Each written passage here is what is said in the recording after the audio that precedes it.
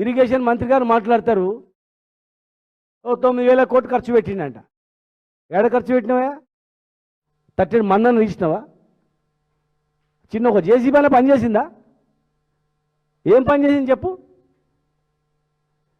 ఎస్ఎల్బీసీలో 5-6 మంది భూస్థాపితమైనరు. సిగ్గుపడాలి. ఇంత నైపుణ్యం ఉంది ప్రపంచవ్యాప్తంగా. ఇంత నైపుణ్యమైనటువంటి ఈ ప్రపంచంలో కనీసం ఇప్పటి వరకు శవాలు తీయలేదు మీరు. 10 సార్లు హెలికాప్టర్ల మీద చక్కర్లు కొడుతుంది.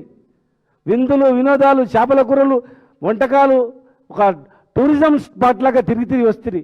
కనీసం వాళ్ళని తీయాలనేటువంటిది ఆలోచన ఉందా ఇప్పటికన్నా?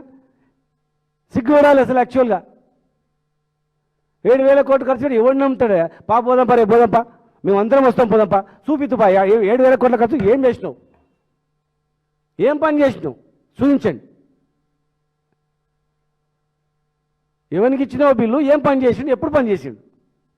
ఏ ఊర్లో పని చేసిండు? ఎవరిని గెలవకుండా అర్ధరాత్రి వచ్చి పని చేసిపోయిందా?